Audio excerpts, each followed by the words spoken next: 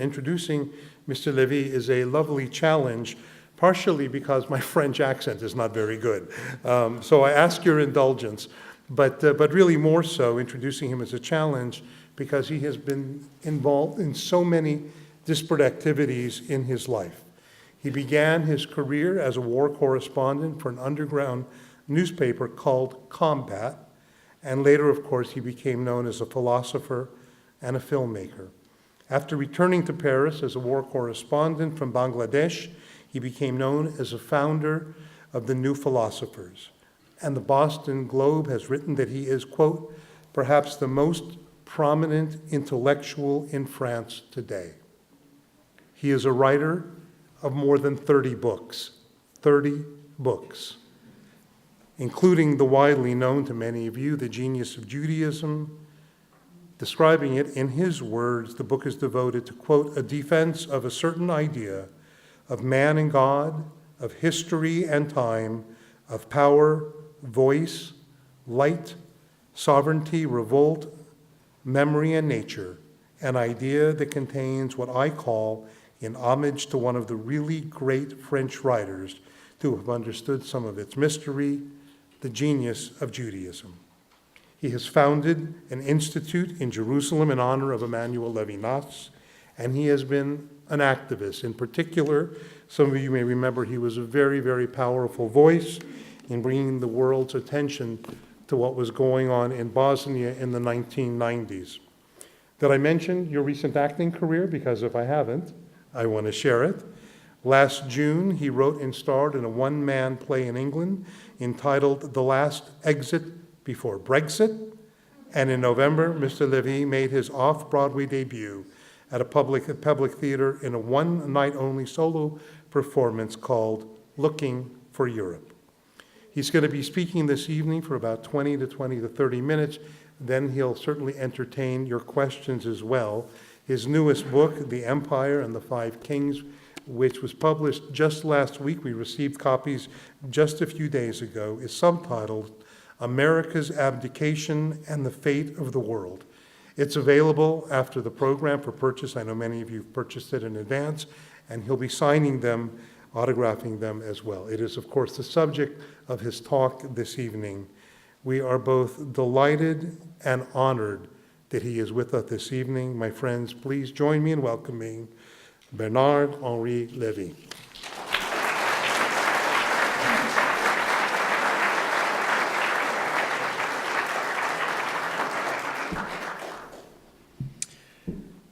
My dear Rabbi, I did not hear really your French accent, but alas, you are going to hear my English accent. Poor you, but I'm going to do my best. I'm very happy to be back in LA. We are going to be together for exactly 1 hour. I will deliver, to start, a few very short remarks about this new book that was just released a few days ago. And then I will be very happy to engage the dialogue and to reply to your questions. I'm always happy to engage discussion in such places where I know, that's the reason why I'm here, that the wind of wisdom, of knowledge, and of study blows. Study and knowledge. I know that by reputation. And then, of course, I will sign a few books if you wish.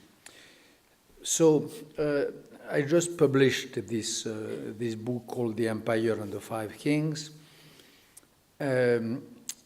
And for those, most of you, maybe all of you, who did not have the opportunity to read it, it just arrived in Los Angeles, I think, yesterday, 3 remarks. This book is based on 3 simple ideas. I hope they are a little elaborated, but at the end of the day, they are simple. The first idea on which this book is based is the idea of the American exceptionalism. I am a friend of America, of course, it goes without saying. I am among those Europeans who know and who never forget, and who never forgot in their life that they would just not been born without the bravery, the courage of American soldiers 75 years ago. But it's not only for this. What links me so strongly to America is the fact that I very soon understood that America has this very special peculiarity, which is to be based on the idea of a certain chosenness. There is not many countries based on this idea of chosenness.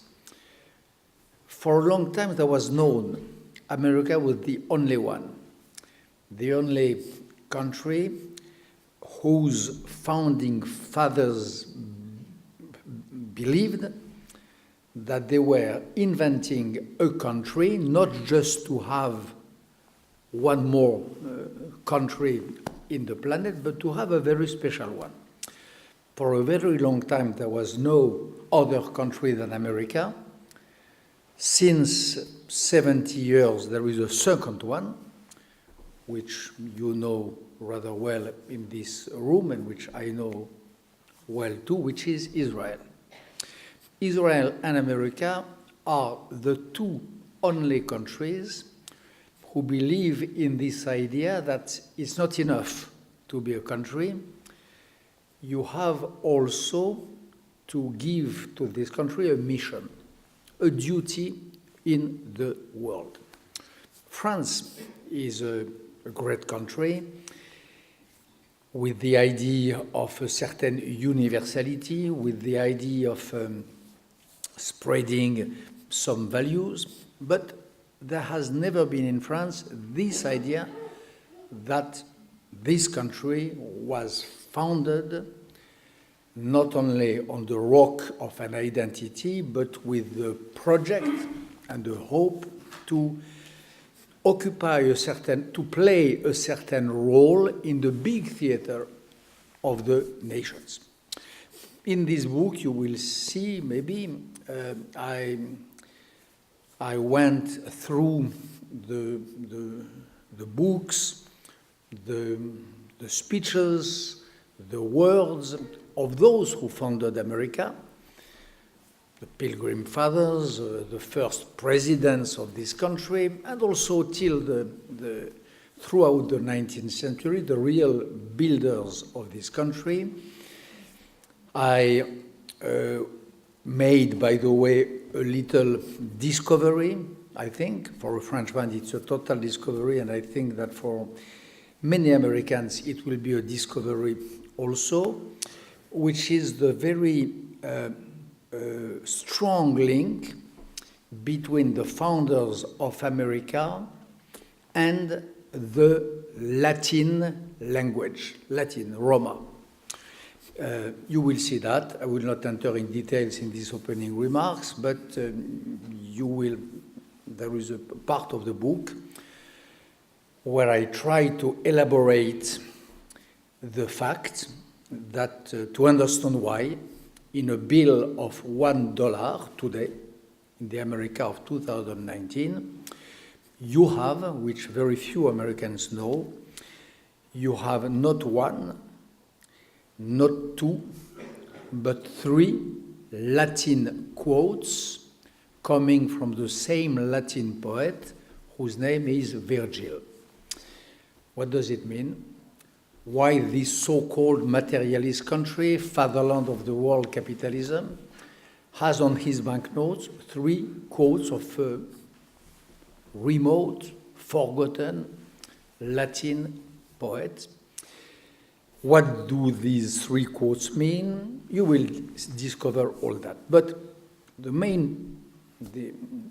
remark I want to make here and now is that this is a big part of this very peculiar situation of this country that since its very first steps on the stage of the world conceived itself as a shining city upon the hill. What does it mean to be a city upon the hill?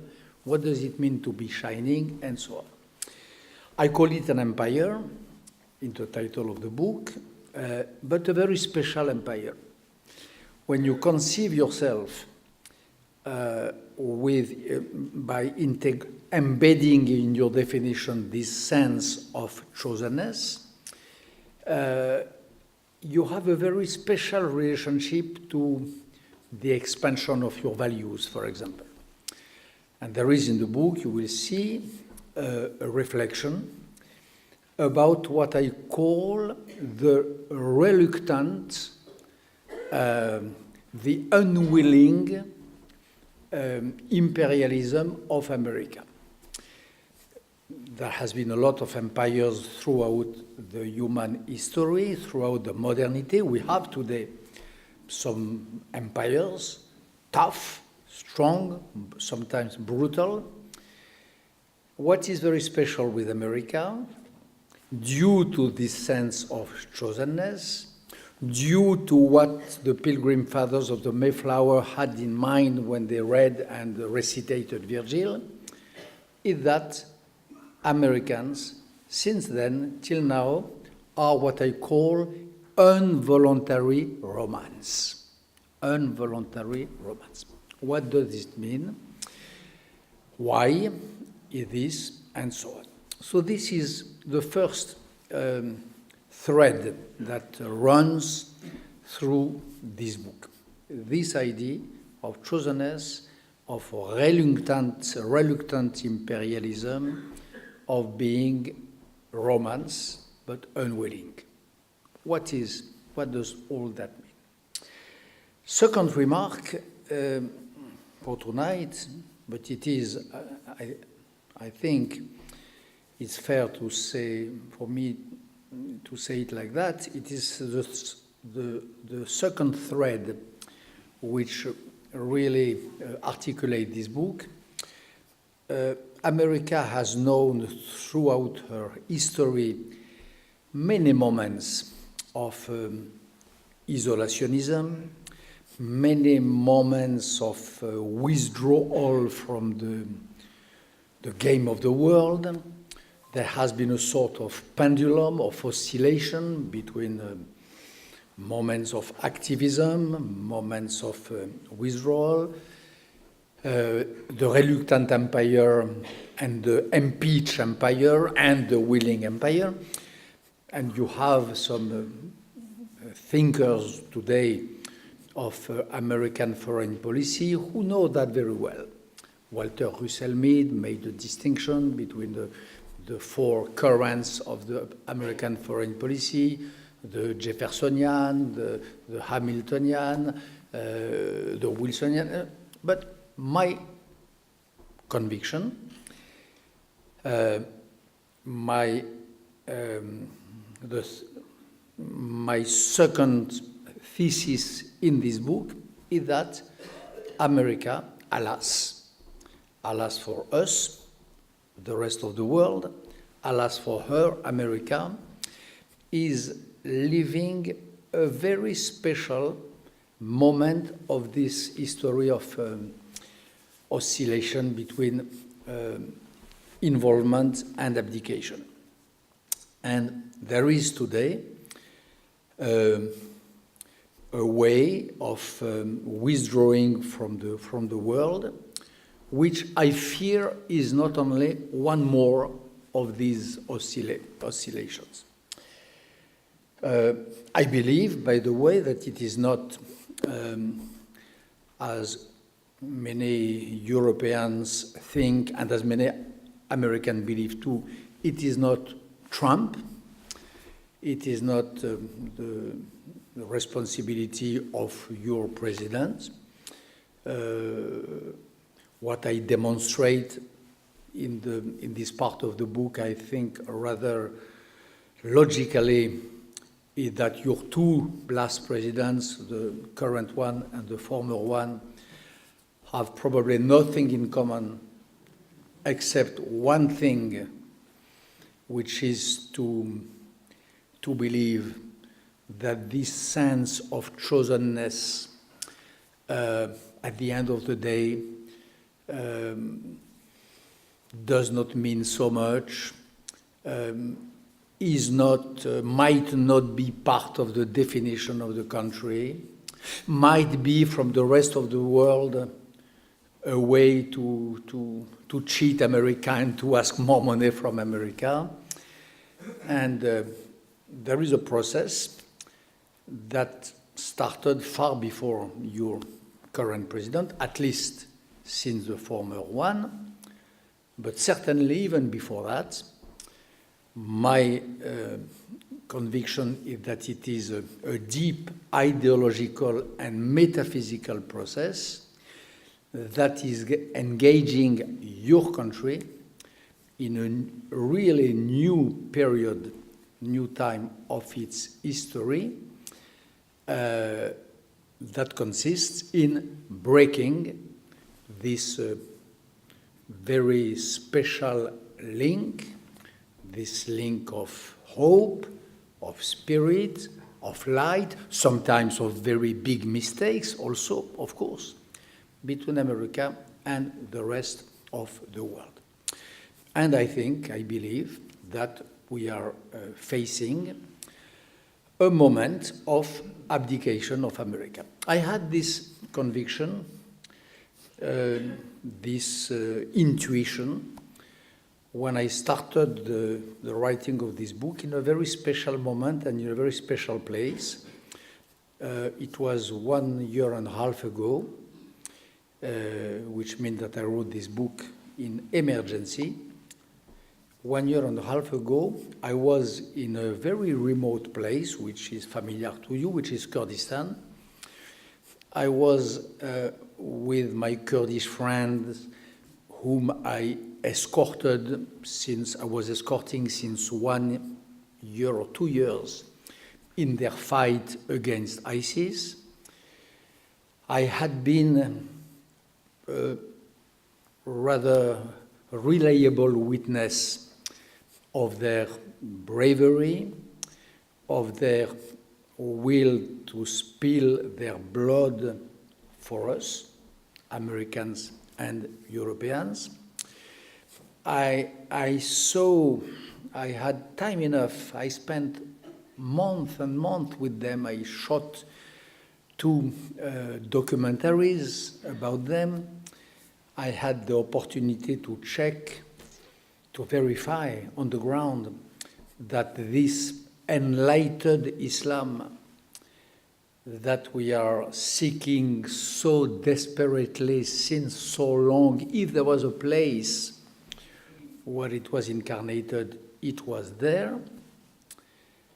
And I was the witness at the end of this story of the unexplainable, at first regard, betrayal of these faithful allies, these living ramparts of blood and flesh against barbarity by United States of America and Europe. And I was witness of the way in which the United States of America, in the same moment when America was saying to the world, Iran is the biggest threat we face today, offered on a silver plate to the same Iran the head of the Kurds, allowing Iran to build this very special empire that starts from Lebanon, that should go and goes till Bahrain, and that goes through Damascus, Iraq, and Kirkuk. So there is, this was the occasional moment that made me realize that we were entering in a very strange moment of our history. Then I tried to unfold the thread of this abandonment, betrayal, and so on, and I went to conclude that it was not only a problem of national interest, that it was not only a problem of misunderstanding. At the end, I'm sure, and I could check that, I was received a few months after in White House to explain, to plead the case of the Kurds, and I could discover, I could check that people in front of me knew who the Kurds were, what great allies they were. So it is not a question of miscalculation, not a question of misunderstanding. It was the manifestation of a very deep stream, undercurrent stream, that I try to analyze, that I try to unfold, and that has to do with the destiny of this sense of chosenness. So this is the second point of this book, this metaphysical abdication. And the second thread of the third thread of the book, and my third remark before opening the floor to your questions and to my replies, if I can. The third thread of the book is the following. Political nature, like nature in general, hates emptiness, hates vacuum. When you have a vacuum created by a piece of the earth that retreats, this vacuum is immediately filled. And this vacuum installed by this retreat of America, my third remark is that it is immediately filled by those whom I call in the title of the book the Five Kings, that are five powers, five states, five nations of today, who have who have three common points. These five nations are different by many ways. One is very big and is maybe in process of becoming the main superpower of today. It is China. Another one is a zombie state, but with big ambition. It is Russia.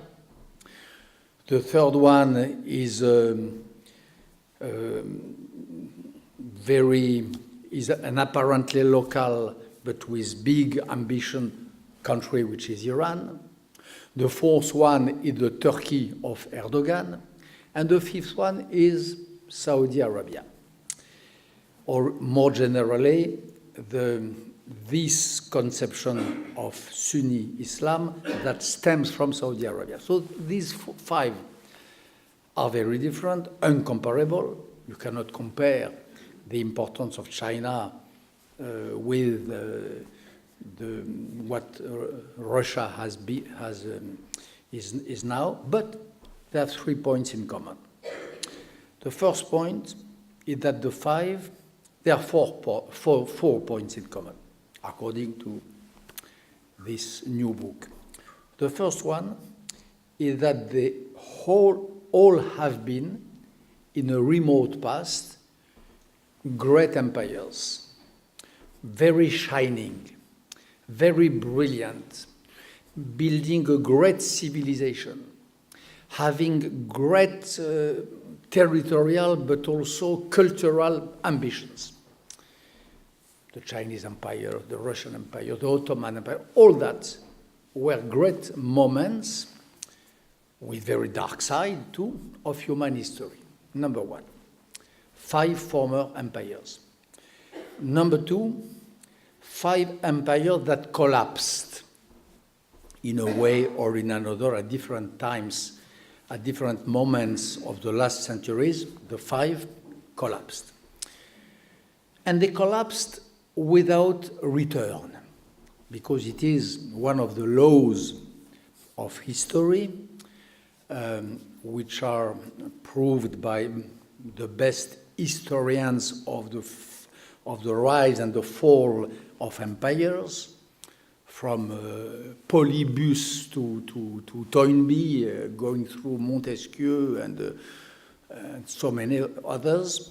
When an empire falls, he never comes back, except, but maybe we will speak of that in the discussion, except the West. The West, the Roman Empire, of which I think that Europe and America are the inheritors, is the only one who died and revived many times. But except this one, it is a law of history that when an empire knows his moment of splendor and when it collapses, it's over.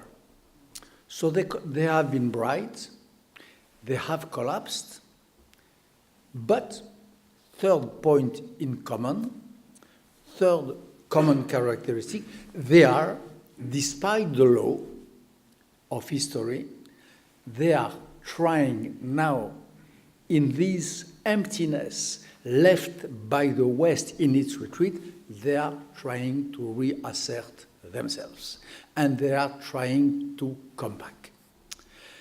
These 5 have this point in common. Mr. Erdogan no longer believes that he is a president of Turkey. He believes that he is the head of a neo-Ottoman empire that is coming back from its ashes.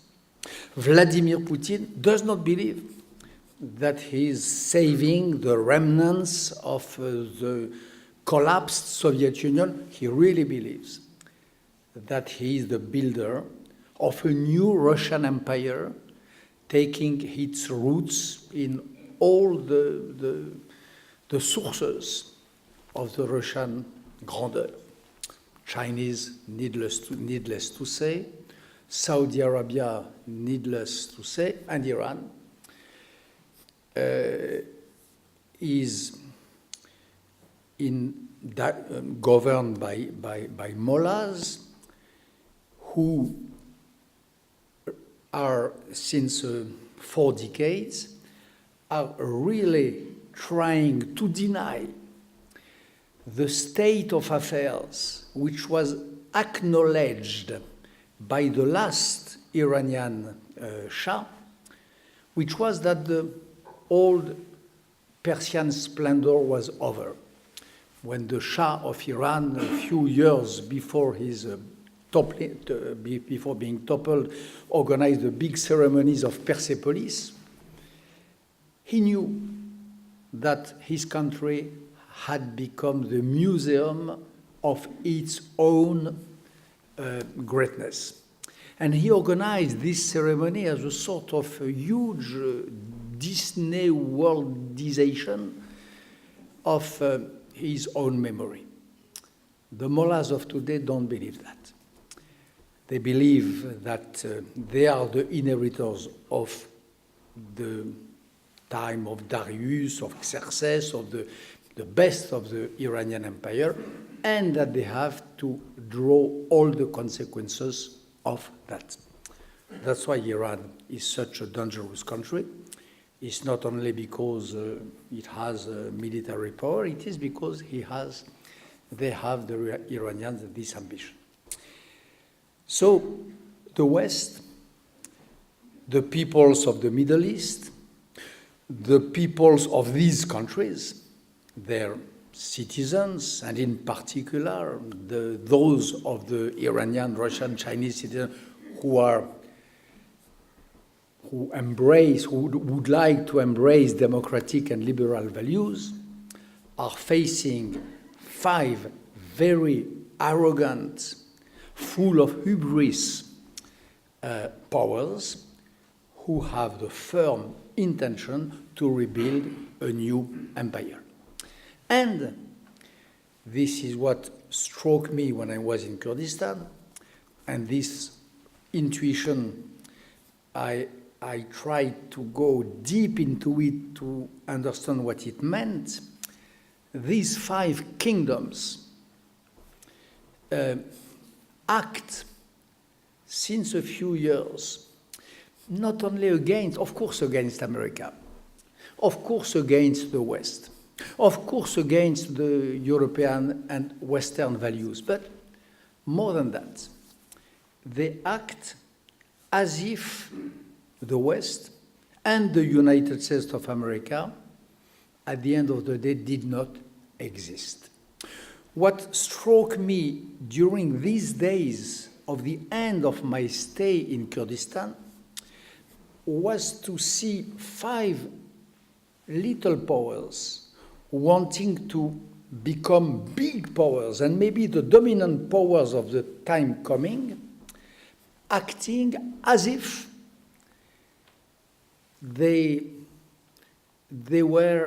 we were all living in a pre-Christopher Columbus time. I spoke with some Iranian leaders. I spoke with some Russian ideologues of today. I spoke with some Chinese intellectuals or operators of the new order of the world. And what strikes me is that it's not only revenge, it's not only provocation, it's not only the will to fight, it is a very new way of acting as if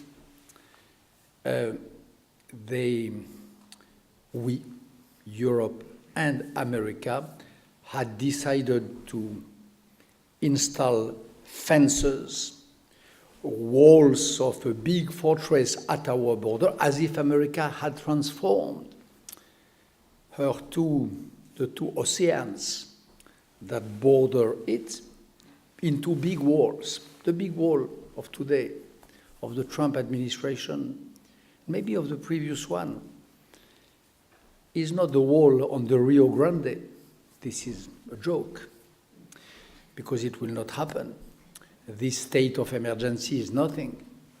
The real point is the 2 walls, imaginary walls, but all the more efficient, which take the place of these open oceans that used to border this exceptional country.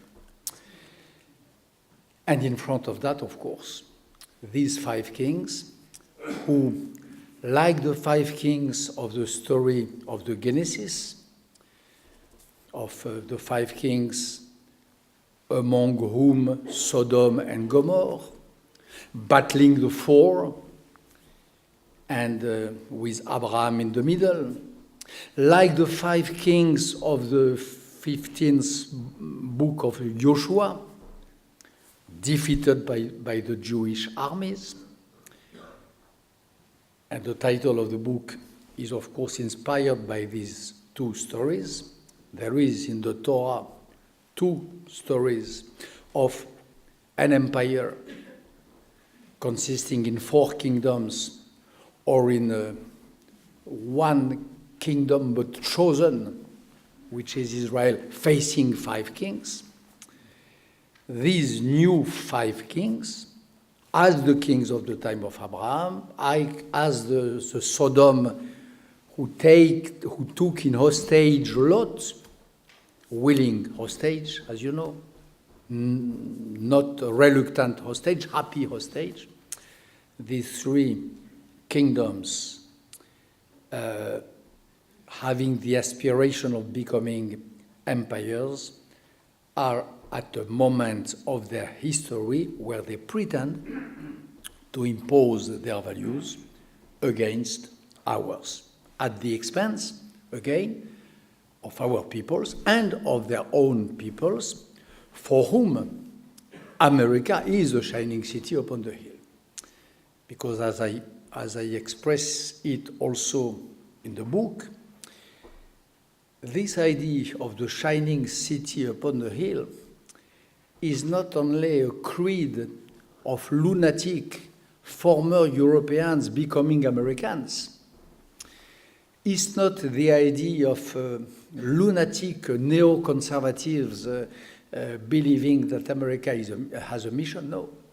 This idea of a shining city upon the hill is an idea which is nurtured, cherished, articulated, and believed in by the most damned, most wrecked, most abandoned peoples of the earth. And one of the experiences of my life, constant experience, since the time when I was in Bangladesh till today, one of my experiences is that this idea of a chosenness of America, of the American exceptionalism, is an idea which is so priceless for the most abandoned people of the world. So this is the situation. As I am a Jew, I don't believe in any of the big philosophies of history which share the Christian or post-Christian landscape of ideas. I don't believe, like Karl Marx, that history has a simple meaning that goes to progress and to a happy end.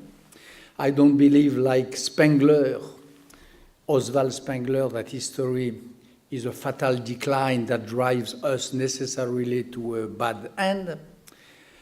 I don't believe, like Giambattista Vico, in a history that would go on and on through the same steps and circles.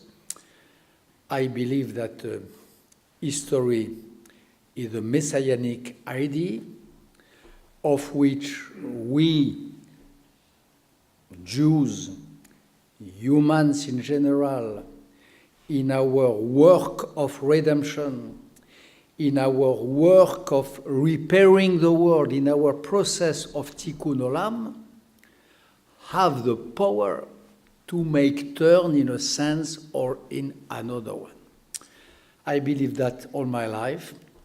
I was often proved to be right, and that's why I believe that this battle today, this struggle, intellectual struggle, struggle of values, struggle of metaphysics between the empire and the five kings can have a very bad outcome, of course, but can have also a happy ending outcome, and that it depends on us. Thank you.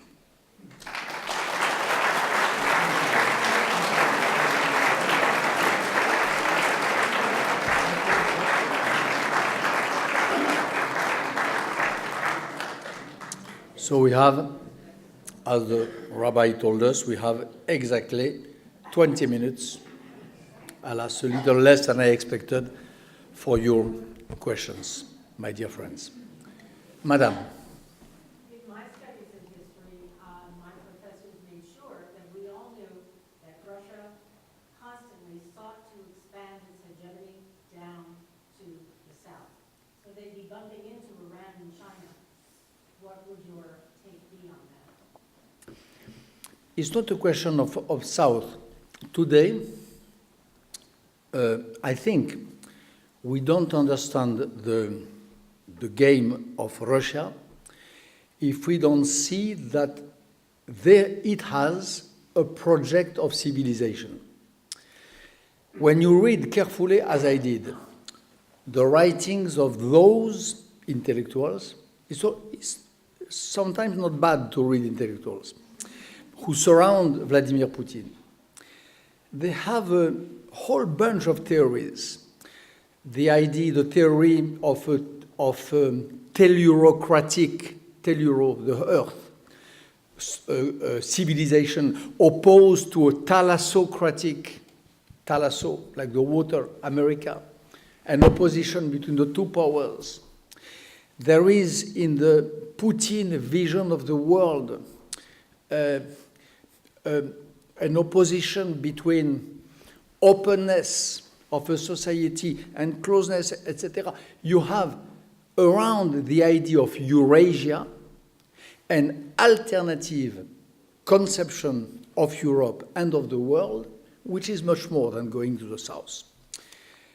And in this situation where this is, for Russia, the main point. But the secondary point is that when you have such an ambition, which is a real one, with a strong man at the head of that, Putin is not a dwarf. His country is dwarfist, but not him. You are ready to many alliances, and you see today how Russia, Turkey, Iran, China, despite their history of rivalries, of opposition, and so on, are ready to ally if it is to counter us. And a few days ago, there was, for example, a photo. You can find it on the internet. You can find it on my Twitter thread and so on. I published it. A photo where you see three of them. You know that all their history oppose them, but on one stake, which is the stake of Syria, with one goal, which is to expel America from the area. America helps that, as you know, are ready to ally, are ready to make a strong and true axis. So this is the situation regarding Russia. Sir. Bernard, I'm going to read this to you because I want you to comment on it. Hold on. You said President Obama offered the Middle East to Putin and Iran. Then you had the first breaches of the alliance with Europe. With Mr. Trump, BHL says, America's retreat has become tragically worse. For this time, the betrayal is generalized. He betrays the Syrian Democrats, he betrays the valiant Kurds, and he delivers the Middle East to Putin. And this creates for Israel the most threatening situation there could be. You've alluded to this in your commentary. Could you specifically talk about how Israel gets impacted by essentially what Obama did and continues to be what Trump does? Because some people think Trump is the greatest friend of Israel. Yeah, I know. I don't believe it. It's not a question of what Trump thinks or does not think. I think that in these sort of circumstances, when the essential is at stake, and Israel is the essential, it's not a point to make psychology. Objectively, if the abandonment of the Kurds was a bad news for Israel, because for Israel it was crucial to have a second democratic state in the area. It was crucial to have a friendly state in the Middle East, which the Kurds were. It was crucial to have a second pole of stability. This was erased by this abandonment of October 2017. Number two, the Hezbollah is an existential threat for Israel. You cannot say on one side that Iran is an enemy, that you want to sanction it, and to leave Hezbollah, his allies, Hezbollah in Syria, which is the real game, the real field of game. Hezbollah They have the missiles at Israeli border, but they have their training camp, their military academy in Syria. You cannot leave them the ground. And these Hezbollah people who made their arms in Syria, who are left victorious on the, if it does not change, victorious on the ground, they are an existential threat for Israel. So Putin is more complicated, and my dear and regretted friend Shimon Peres, we had always this disagreement. He believed in the strength of the link all through history between Israel and Russia. He may be right, and I will not discuss that today, but he may also be wrong. Knowing the cynicism, the blunt ambitions, the cold blood also of the rulers of Kremlin, I would not bet on their faithfulness to Israel. So for me, this vacuum, this way of this message sent, another one, Erdogan. Erdogan has been for some time an apparent ally of Israel. There was a sort of mutual deterrence and agreement. But you know that since 8 years at least, it's not the case. Erdogan is a strong anti-Semite. He wishes in the depth of his heart the eradication of Israel, and he believes in it. He believes that it is possible, which was not the case 10 years ago. The message which is sent to him when America and the West tell him, good appetite, Mr. Erdogan, do whatever you want with your Kurds, is not our affair, is a very bad message. It's a very bad message for the credibility of... and you know, in history, we know that since the Greek history, since the biblical history, and there are many examples in the book of that, the nerve, not the nerve, the rock, the big thread of foreign policy is not war, is not the noise of weapons, is not even deterrence, it is credibility. And it is the value of your word when you give it to an ally. And the way in which the Kurds of Iraq, now of Syria, are treated by their big ally, their big American brother, is a terrible message sent to the rest of the world, and in particular to those crazy guys. Erdogan is a crazy guy. Khamenei is a crazy guy who say, okay, who think, okay, we see how they treat their beloved friends. We see how they act with those who wear their boots on the ground of the biggest battlefield of modernity. So we can act as we want. And that's what I told you, that I had this feeling of moving in a pre-Columbus, Christopher Columbus world. So it's true that I am anxious for Israel. And it's not this or that symbolic act, like the move of the embassy or the nomination of an American ambassador, heartfully friend of Israel, that will make me change my mind on this point of view. You know, you cannot, in real life, you have to say, and we often say to our wives, to our husbands, my dear, my darling, there is no love, there is only proofs of love. Huh? This is real life. In policy, there is not proofs of love. There has to be a deep love, a deep commitment. Not only proofs, not only sign, not only a nomination of a good ambassador.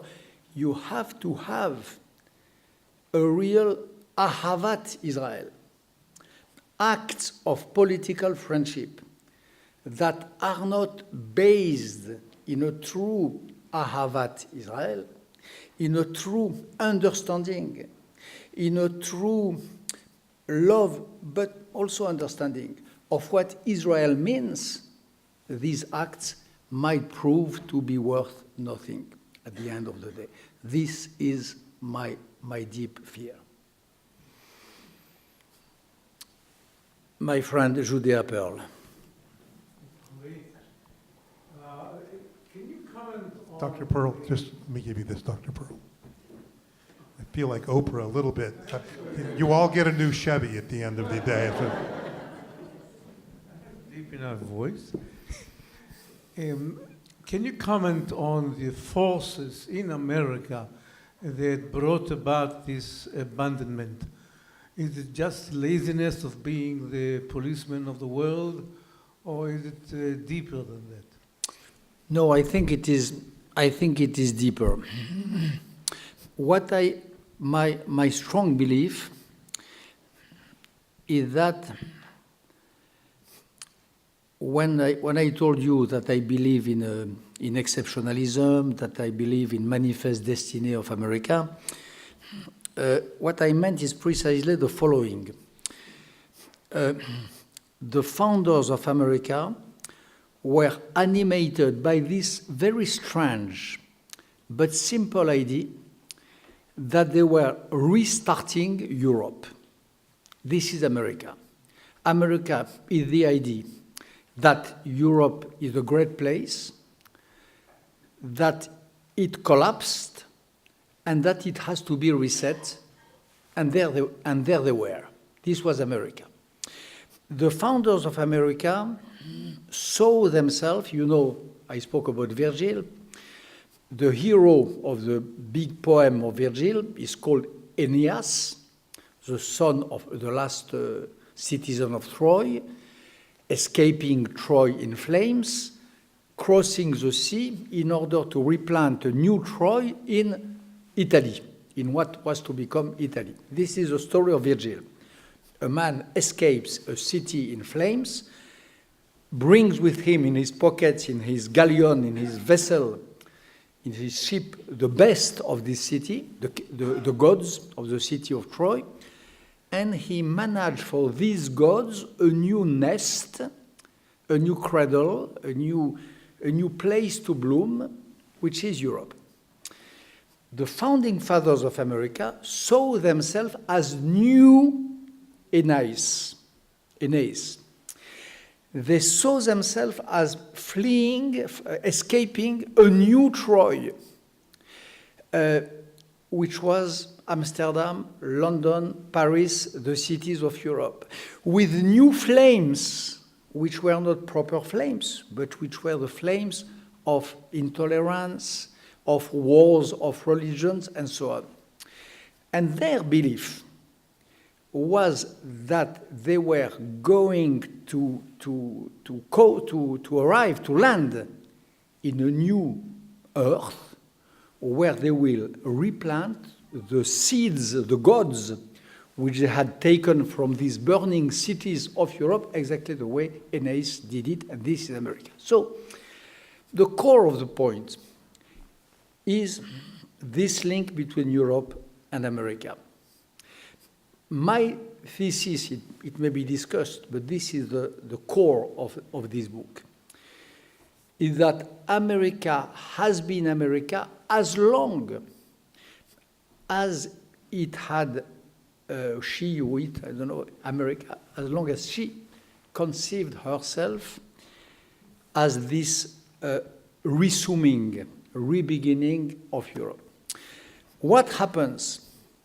For many reasons, some are religious and are linked to the new moves in American Christianism. Some are political. not laziness, big reasons.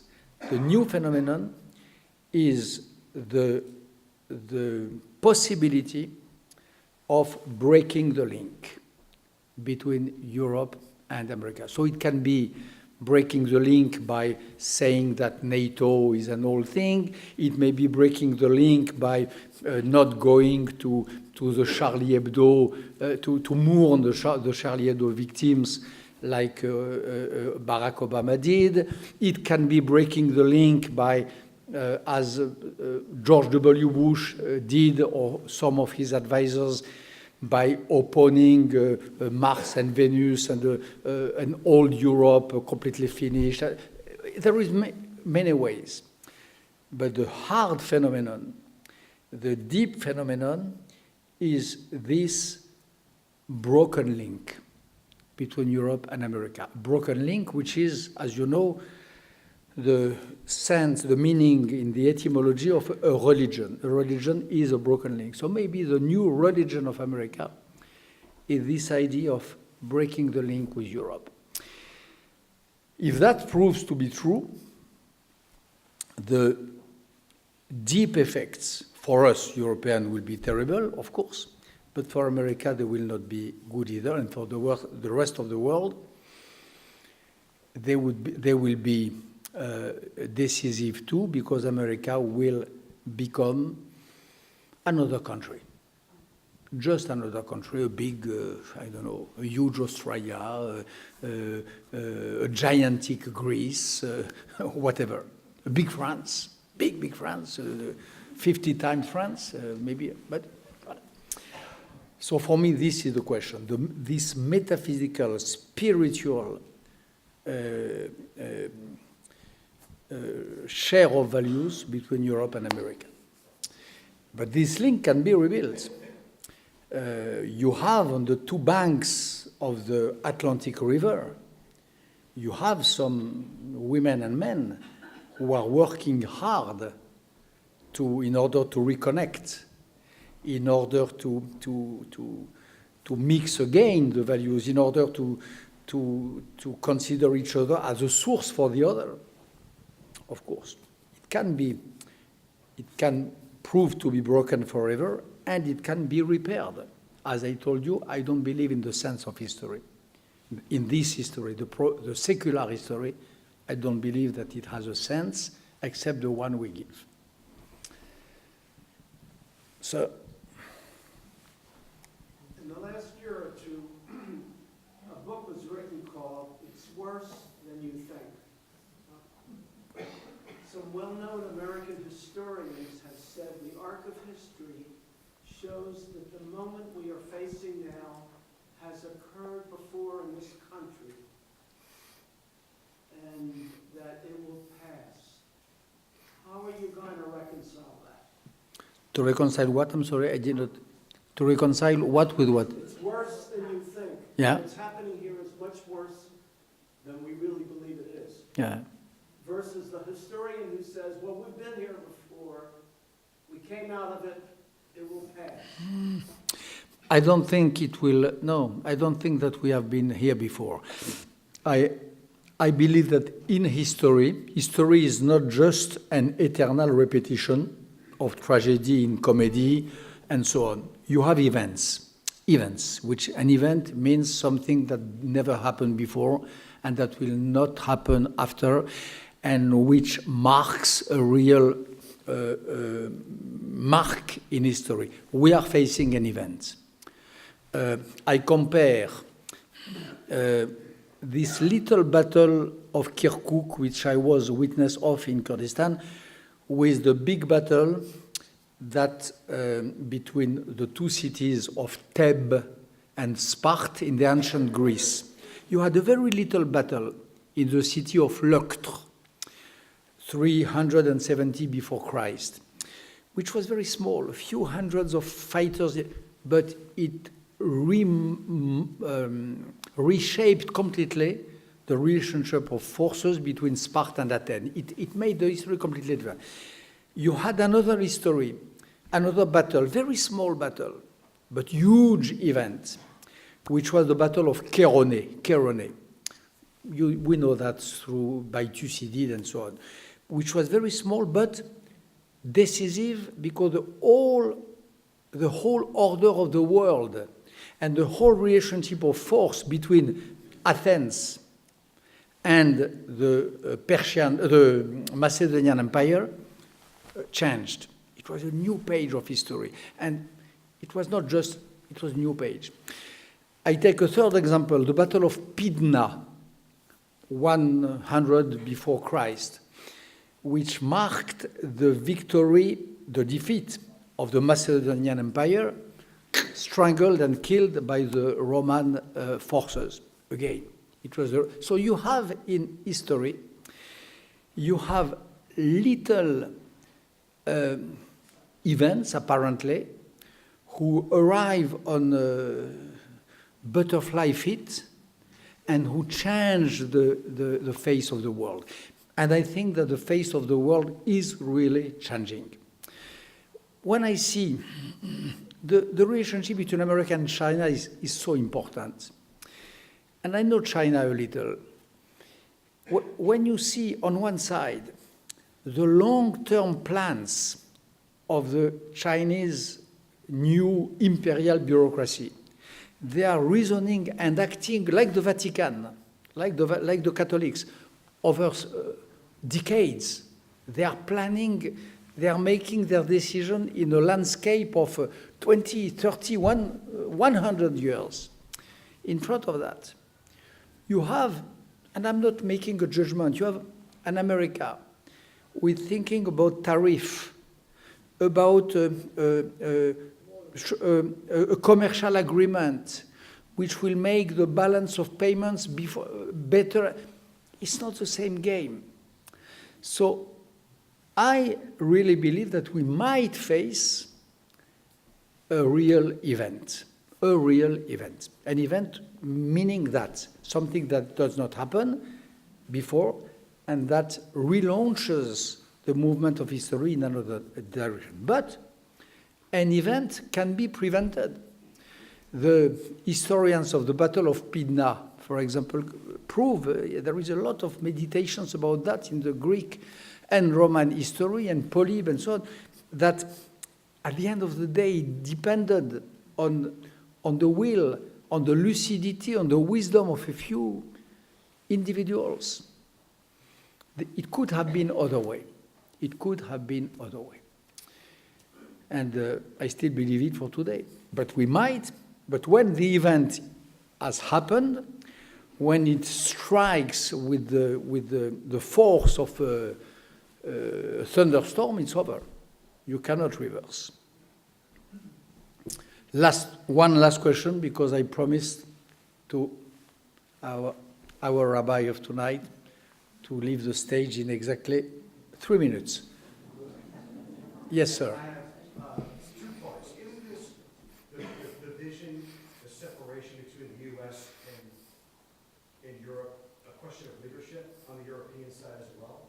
You have no leadership in the UK, in France, in Germany. She's basically lame duck. There is a vacuum of leadership in Europe. And also, as a follow-up, you have 5 kings. 2 of them hate each other.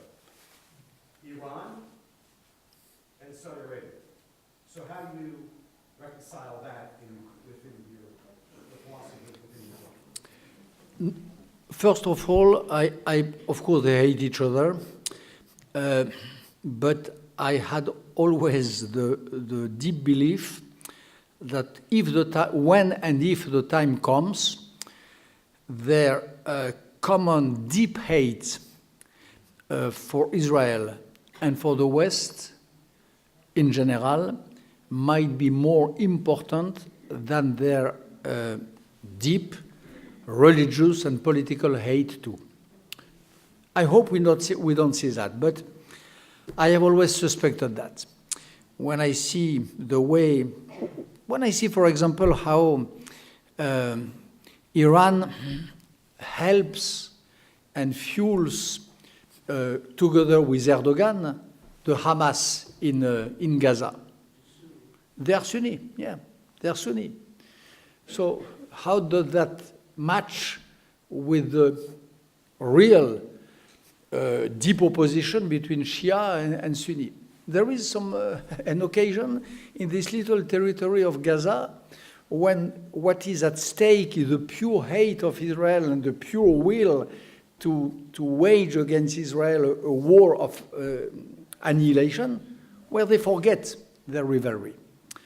So these 5 kings, I elaborate that in the book. I give many examples of these alliances, despite what can appear to our eyes as irreconcilable hatreds. About your first questions, you are right. Of course, there is a lack of leadership in Europe. Of course, we face in Europe a crisis of faith in ourselves, of faith in our founding values, which has nothing, which can just be compared to the maybe worse than the one that you are facing in America. And at the end of the day, it is the same, and it has the same name. We are facing in Europe and in America a tide, a wave and a tide of populism that is wiping Europe, that is devastating Europe as it is devastating the USA. And you know what is populism. It is the denial of these liberal, democratic, exceptional values, whatever you call, on which Europe was founded and refounded through America. It means a crazy conception, populism, a crazy conception of the people who is, according to the populists, the only sovereign, the only king, who has no need to be limited, who has no need to be checked and balanced, the only power who can go to the limits of its power, even when it is the worst, because he becomes a sort of God, a living God. It is the epitome, it is the climax of idolatry. And idolatry, when turned into politics, is always devastating. So we have in Europe and in America, probably, certainly, 2 twin effects of this populism, of this lack of spirit, of this forgetting of what has made us twin and greats, and exceptional, and a light of a candle for all the peoples, for the best of all the peoples in the earth. We share, alas, this dark moment of our destinies. We will be saved together, or we will lose together. Thank you very much.